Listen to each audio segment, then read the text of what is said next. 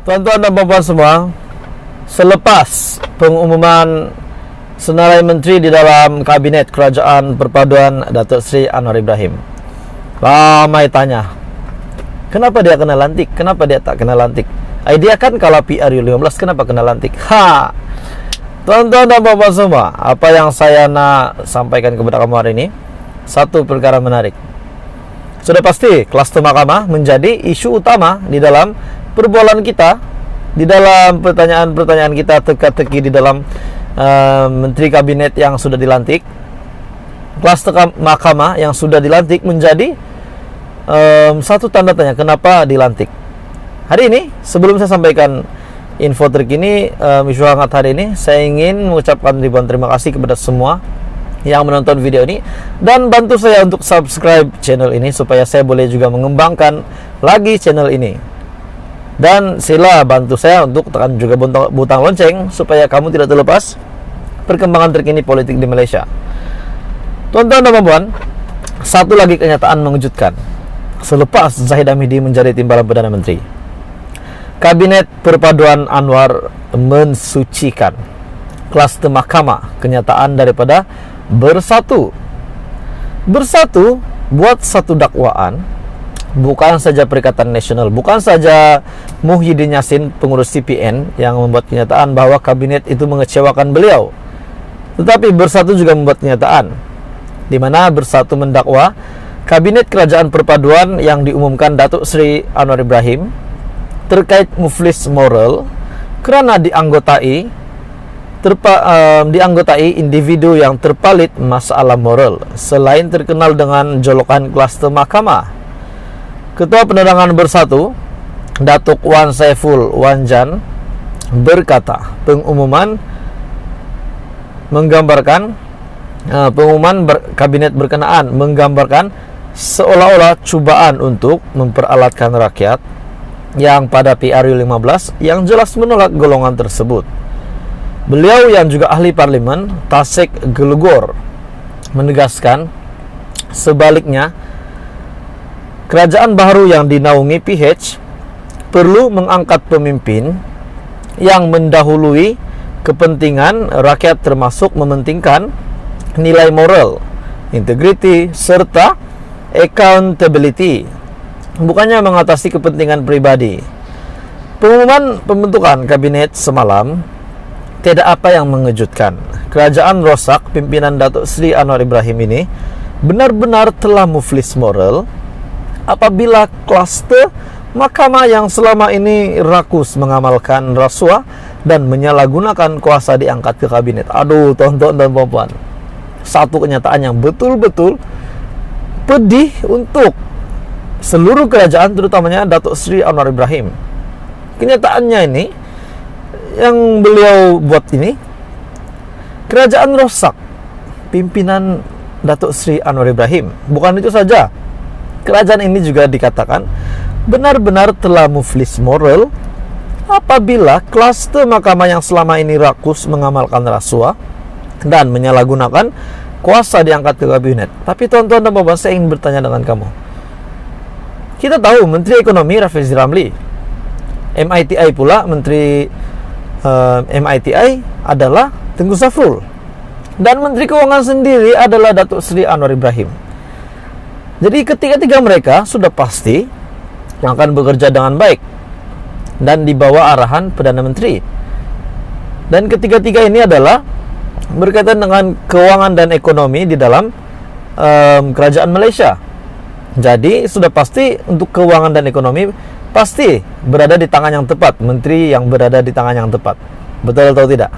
Jadi saya kongsikan itu saja, selebihnya Anda boleh putuskan. Anwar Ibrahim telah mencapakan segala nilai moral, prinsip, integriti, serta accountability ke tong sampah demi kuasa dan takhta. Ini memang pedas untuk diterima oleh Perdana Menteri. Suatu lagi bukti jelas bahwa Datuk Seri Anwar Ibrahim adalah seorang politikus matlamat menghalalkan cara yang sanggup menggadaikan apa saja demi kuasa. Jadi kenyataan daripada bersatu hari ini benar-benar pedas, benar-benar pedih dan pahit untuk diterima oleh kerajaan. Tapi bagaimana pendapat Anda berita hari ini?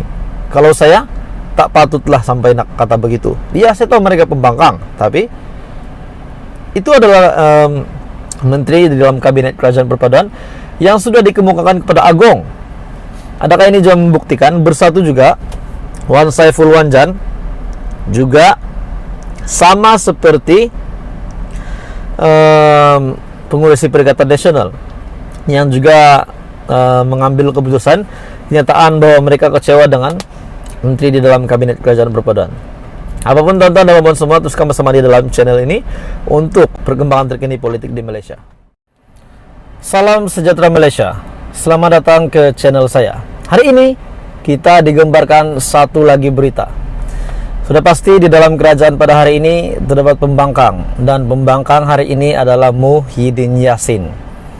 Kita menanti beberapa hari ini kabar, berita, pengumuman daripada Muhyiddin Yassin, dan hari ini akhirnya pengurusi Perikatan Nasional tersebut telah bersuara berkenaan dengan menteri-menteri yang dilantik di dalam kabinet kerajaan perpaduan bawah pimpinan Datuk Seri Anwar Ibrahim.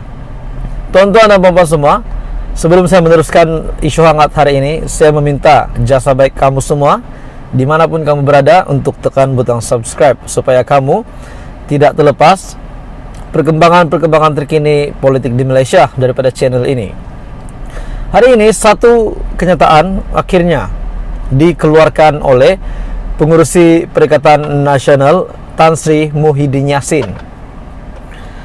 Menurut beliau, satu kenyataan ini, menurut saya tuan-tuan dan puan, ini adalah satu kejutan besar kepada Datuk Seri Anwar Ibrahim.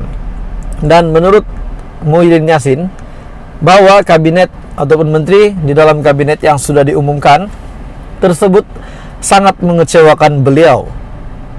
Muhyiddin, beliau membuat kenyataan kabinet paling mengecewakan dalam sejarah. Ini pasti mengejutkan.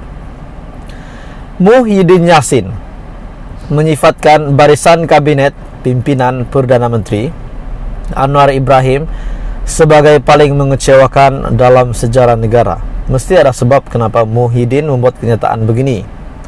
Pengurusi PN itu menjelaskan tanggap tersebut dibuatnya kerana ada individu yang berdepan dengan 47 pertuduhan di mahkamah dibawa masuk ke dalam kabinet. Justru bekas Perdana Menteri itu mendakwa Anwar sudah menggadai prinsip tata kelola yang baik seperti yang dijajah semasa kempen pilihan raya umum lalu dengan menerika kleptokrat. Oke, tuan-tuan dan puan-puan, saya sampaikan kepada Anda apa maksud Muhyiddin Yassin dan siapa yang beliau maksudkan ini, siapa yang dibawa masuk ke dalam kabinet menteri di dalam kerajaan perpaduan ini. Beliau Muhyiddin Yassin yang menjelaskan tanggap tersebut yang dibuatnya individu yang berdepan dengan 47 pertuduhan yang beliau maksudkan adalah Zahid Hamidi. Sudah pasti ramai yang sudah tahu 47 pertuduhan yang di mahkamah, individu yang mempunyai 47 pertuduhan di mahkamah adalah Zahid Hamidi. Sebelum itu tuan-tuan dan puan, saya ingin bertanya dengan kamu satu perkara yang menjadi persoalan daripada saya. Bagaimana kalau berlaku sebaliknya? Bagaimana kalau Perikatan Nasional yang menang dan dibantu oleh Barisan Nasional?